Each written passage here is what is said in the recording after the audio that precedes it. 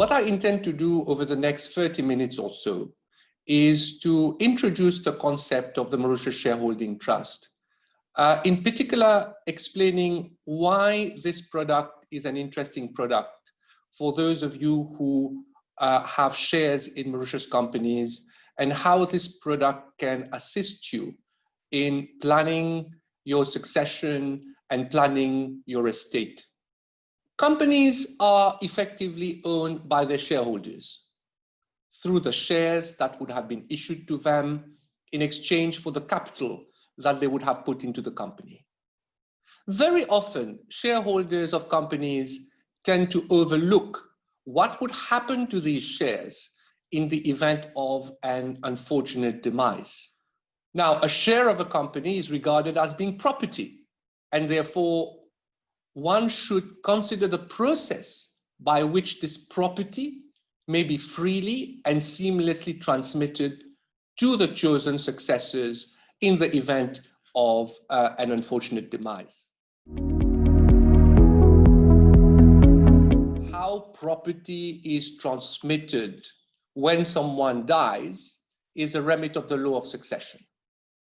So it is important for me, in order for that setting of the scene to be complete, to briefly refer to the principles applying to the succession of property in Mauritius. Two main principles in respect of inheritance of property in Mauritius. Companies Act 2001, shares are considered to be movable property. This is clearly stipulated in a section, which is section 46, subsection 1 of the Companies Act, and therefore applying the concept of lex domicilii in the event of a demise of a shareholder of a Mauritian company, it will be the succession laws of the last domicile of the deceased shareholder which will apply to determine how that share will be transmitted. And I think that's the backdrop. With the principle of lex domicilii, there are two things that would need to happen. Number one, ascertainment of the domicile of the shareholder, his last domicile, and secondly, the heirs of the shareholder who has passed. Where is your domicile, which is important in order to determine what is the law that will apply to the transmission of your shares. One needs to ascertain, as I mentioned before, is who are the heirs. So where there is a will, obviously you would know who the heirs are, but even where there is a will, the shares in a company cannot be validly transferred to the heirs until a grant of probate has been obtained by the court of domicile. The Mauritius Shareholding Trust was devised to basically deal with the succession issue that I just explained, i.e. to ensure that should something happen to the shareholder, there will be no need to ascertain what was his last domicile, no need to ascertain who his heirs are, and go through the lengthy process of transferring those shares to the heirs. Why? Because the basic idea behind a trust lies in the fact that management and enjoyment functions of ownership are split between two different persons.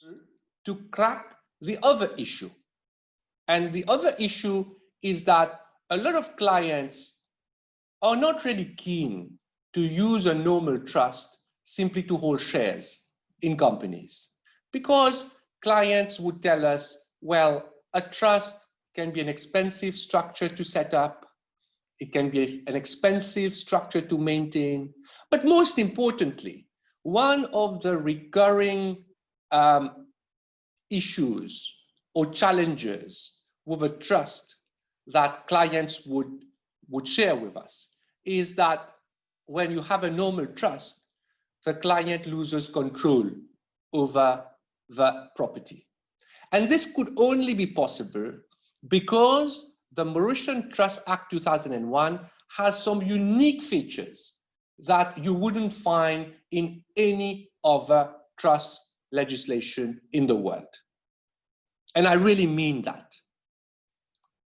So what is a MAST?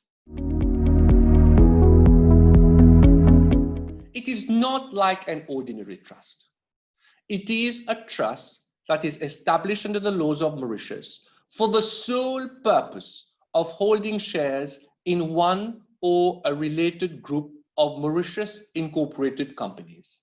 So that's the first difference that you have with a normal trust. It is nonetheless a discretionary trust in the sense that the client, so the shareholder, will be the settlor of the trust and will also be within the class of beneficiaries, together with people who the shareholder wants to be included in the class of beneficiaries. And technically, those are the people that he would eventually want the shares to be passed over. The managing trustee, i.e. the client, will be vested in the management of the trust property and will therefore be able to exercise all the powers and discretions that are exercisable by a trustee under the trust. And therefore, it means that the client can continue to deal with the shares in the manner that he wants and exercise shareholders' rights as if he was still the shareholder. And also, by being within the class of beneficiaries, he can also continue to get the benefit of any dividend stream during his lifetime. It is really an ideal product for those clients who may be concerned about creating a normal trust and surrendering control and having a complex and expensive structure to maintain, in the sense that it is specifically structured as a simple trust, which has a unique purpose, right? And which is able legally to have the client to exercise the management controlling powers in respect of the asset that is held by the trust. So long as you do not have any property, there is nothing to transmit. In that case, the share of the Mauritian company would have been settled in the trust. It would be the trustee that has ownership of the shares, right? And therefore, there is nothing to transmit from the point of view of the client.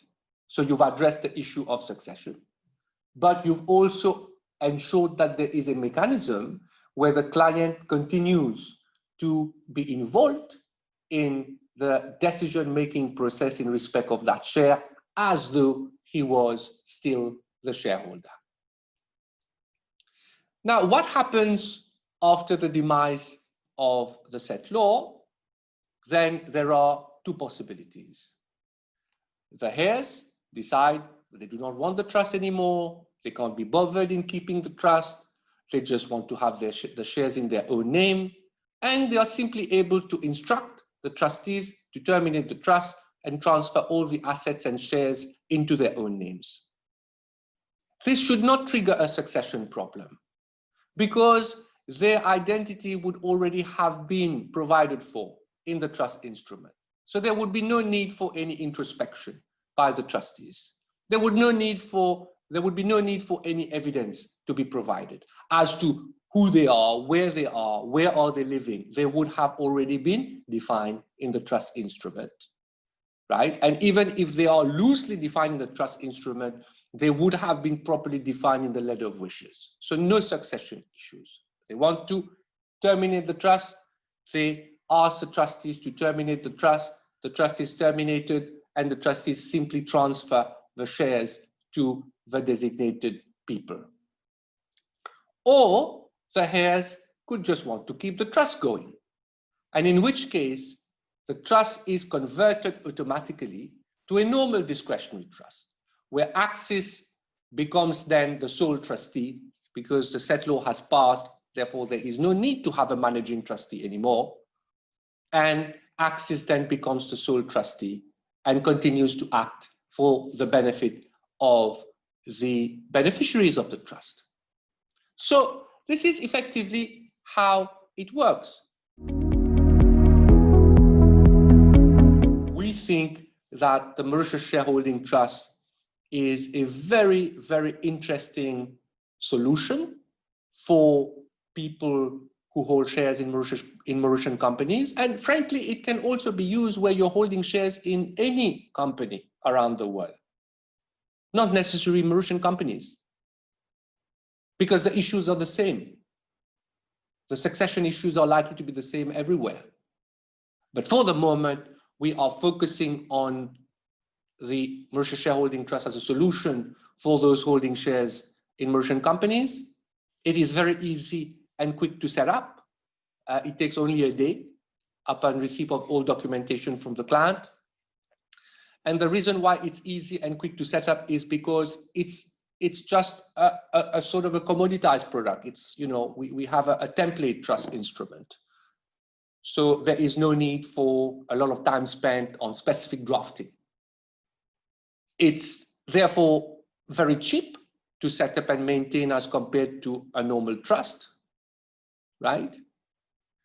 It also has a number of ancillary advantages. Let me take an example. If the underlying company is structured as a global business company and is owned 100% by the trust, there will be no need to consolidate accounts at group level. This means that the cost for preparing and maintaining the accounts and auditing might be cheaper. So it avoids a lot of cumbersome legalization, registration, cross-border enforcement formalities associated with either a foreign will or if there is no will. It is still a Mauritian trust, so it benefits from all the other benefits that Mauritius trust law provides, in particular, no forced heirship rule in Mauritius, which means that the person can choose anyone he wants in using such a structure from your point of view, because it's tax neutral.